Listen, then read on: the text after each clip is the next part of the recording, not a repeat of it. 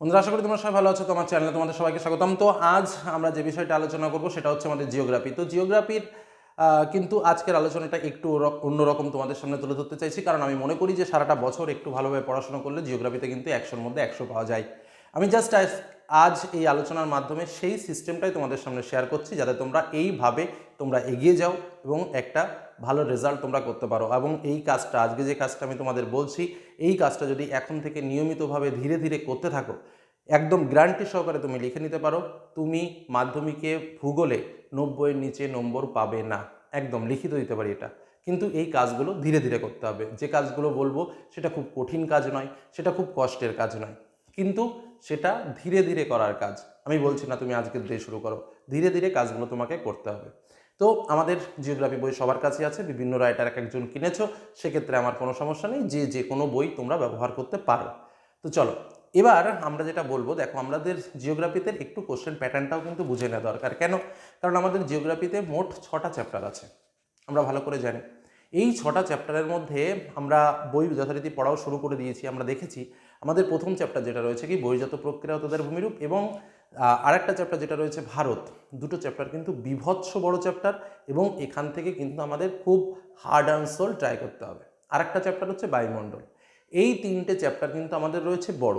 এই তিনটে চ্যাপ্টারের মধ্যে সবসময় চেষ্টা করবে বহির্জাত প্রক্রিয়া ও ভূমিরূপের পার্টগুলোকে বুঝে পড়ার চেষ্টা করা, একদম পরিষ্কার প্রত্যেকটা পয়েন্ট। কারণ বহির্জাত প্রক্রিয়া ভূমিরূপের চ্যাপ্টারে আমাদের যত পার্ট রয়েছে, সে বলো নদী, বায়ু, হিমবাহ, বা জল ও হিমবাহের মিলিত কার্যের ফলে ভূমিরূপ, বা তোমার অন্যান্য হিমবাহ ও জলের মিলিত কার্যের ফলে ভূমিরূপ। তো প্রত্যেকটা যে পার্টগুলো রয়েছে, প্রত্যেকটা পার্ট কিন্তু আমাদের পরীক্ষাতে ইম্পর্টেন্ট, এবং তার যে সাব অংশ আছে, অর্থাৎ ধরো প্লায়া, বাজাদা, হামাদা, এই যে পার্টগুলো রয়েছে, বা যেটা মূল কথা হচ্ছে যেগুলো টিকা আকারে 2 মার্কের প্রশ্ন আমরা বলি, সেই টিকাগুলো সবসময় তার যে শুধুমাত্র সংজ্ঞাটা পড়ে রাখবো সেটা কিন্তু নয়। প্রত্যেকটা পয়েন্টের সবসময় মাথায় রাখবে সংজ্ঞা, বৈশিষ্ট্য, উদাহরণ, এভাবে রেডি করার। শুধুমাত্র তাই নয়, তার সঙ্গে চিত্র খুব খুব ইম্পর্টেন্ট। শর্ট কোশ্চেনকে বারবার একাধিকবার পড়ার চেষ্টা করবে, খুঁটিয়ে খুঁটিয়ে পড়ার চেষ্টা করবে। ম্যাপ পয়েন্টিং ভারতের ক্ষেত্রে, যেটা আমরা ভারতের থেকে প্রশ্ন তো আমরা পড়বই, 2 মার্কের প্রশ্ন সেম প্যাটার্নে, সংজ্ঞা, বৈশিষ্ট্য, উদাহরণ, চিত্র, এইভাবে আমরা পড়ার চেষ্টা করব। 3 মার্কের প্রশ্ন লেখার সময় সবসময় চেষ্টা করব যাতে 3 মার্কের প্রশ্নগুলো আমার 5টা পয়েন্টে আমি লিখতে পারি, সেইভাবে লেখার চেষ্টা করব। 5 মার্কের প্রশ্নগুলো স্বাভাবিকভাবে যেটা আঞ্চলিক ভূগোল থেকে আমাদের আসার চেষ্টা করব 8 থেকে 9টা পয়েন্টে তুলে ধরার। শুধুমাত্র পয়েন্ট করার টার্গেট নেব না, পয়েন্ট যেটা আমরা করব সেটা যেন অর্থবহুল হয় এবং তথ্যপূর্ণ হয়, সেই ভাবনাটা আমাদের মধ্যে থাকবে। প্রত্যেকটা চ্যাপ্টার থেকে কিছু কিছু প্রশ্ন বারবার বারবার লিখে প্র্যাকটিস করব। প্রশ্নটাকে সহজ সরল ভাষায় লেখার চেষ্টা করব। ম্যাপ পয়েন্টিংটার ওপর বিশেষ গুরুত্ব আরোপ করব, কারণ ম্যাপ পয়েন্টিংয়ে কোনো অথবা থাকে না। 10টা ম্যাপ পয়েন্টিং দেওয়া হয় এবং আমাদের 10টাই করতে হয়, এবং সম্পূর্ণ ম্যাপ পয়েন্টিংটা কিন্তু আমাদের ভারত থেকেই আসে। তো যাই হোক, এই ভারতের আঞ্চলিক এবং প্রাকৃতিক, কারণ পরীক্ষার আগে যদি আমি মনে করি আমি ম্যাপ পয়েন্টিং প্র্যাকটিস করব, সেটা কি সম্ভব? কোনোদিনও সম্ভব না। সারা বছরটা যদি তুমি একটু ম্যাপ পয়েন্টিং দেখে রাখো, তাহলে কী হবে, পরীক্ষার আগে দেখা গেল তুমি এই 10-এর মধ্যে 10 পাচ্ছ, কিন্তু পরীক্ষার সময় যদি মনে করো আমি ম্যাপ পয়েন্টিং একদম 10-এ 10 পাবো, সেটা সম্ভব না। ধীরে ধীরে তুমি যখন ভারতের পার্বত্য অঞ্চল পড়ছো, তখন তুমি 5টা 7টা পর্বতটাকে চিনে রাখলে। তুমি যখন ভারতের নদ নদী পড়ছো, তখন তুমি ভারতের নদ নদীগুলোকে চিনে রাখলে। তুমি যখন মৃত্তিকা পড়ছো, তখন মৃত্তিকা অঞ্চলটাকে চিনে রাখলে। তুমি যখন শিল্প পড়ছো, তখন কতগুলো শিল্প অঞ্চলকে চিনে রাখলে।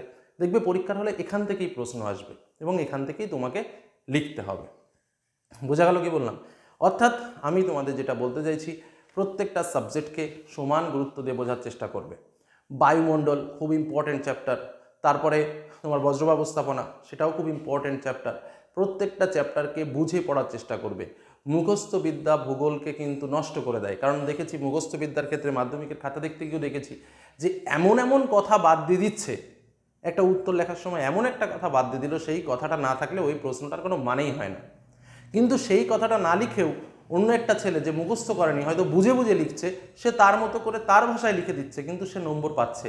কিন্তু মুখস্থ বিদ্যা এমনই একটা বিদ্যা, যদি কোনো কারণে আসল শব্দ যদি চ্যুত হয়ে যায়, যদি বাদ হয়ে যায়, তাহলে কিন্তু টোটাল নম্বরটাই ডাউন হয়ে যাচ্ছে। অর্থাৎ এক্ষেত্রে সবসময় চেষ্টা করবে মুখস্থ বিদ্যা সে তুমি একাধিকবার পড়ো, কিন্তু জিনিসটাকে বুঝে পড়ার চেষ্টা করো, তাহলেই কিন্তু নম্বরটা ভালো আসবে। পরিষ্কার পরিচ্ছন্ন লেখা, পয়েন্ট আউট করে লেখা, নির্দিষ্ট গ্যাপে গ্যাপে লেখা, এবং তার যে লেখার প্যাটার্ন, সেই প্যাটার্নটাকে প্রথম থেকে সুন্দরভাবে লেখার চেষ্টা করো, তাহলে দেখবে অনেক ডেভেলপ হবে। এমসিকিউ, এসএকিউ বেশি করে পড়ো। বিশেষ করে তোমাদের দেখি কিছু কিছু ছেলেমেয়ে রয়েছে যারা এমসিকিউ প্র্যাকটিস করো বেশি করে। আমি বলি এমসিকিউ অতটা প্র্যাকটিস করে লাভ নেই, বেশিরভাগ সব এসএকিউ প্র্যাকটিস করো। কারণ কি, এসএকিউ এর প্রশ্নও যা, এমসিকিউ এর প্রশ্নও তাই, একই প্রশ্ন ঘুরিয়ে ফিরিয়ে আসে। বরঞ্চ এমসিকিউ প্রশ্ন পড়তে গেলে একটু সমস্যা হয়ে যায়, মানে 4-5টা অপশন দেখলে ব্রেন নষ্ট হয়ে যায়। আর আমি বলি কি, এমসিকিউ কোশ্চেন থাকে, এসএকিউ কোশ্চেন পড়ো। একই কোশ্চেন যখন আমি অপশানে দেখবো, তো আমার দেখলেই মনে পড়ে যাবে। পাঠ্য বই, যার যে পাঠ্য বই আছে সেটাকে খুঁটিয়ে পড়ার চেষ্টা করো। কারণ ভূগোলের প্রশ্ন কিন্তু খুব বেশি কঠিন হয় না, ভূগোলের কোশ্চেন নর্মালি হয়। শর্ট কোশ্চেনগুলো যারা একটু সারা বছর দেখে শুনে পড়ে তারা কিন্তু 100তে 100 পায়।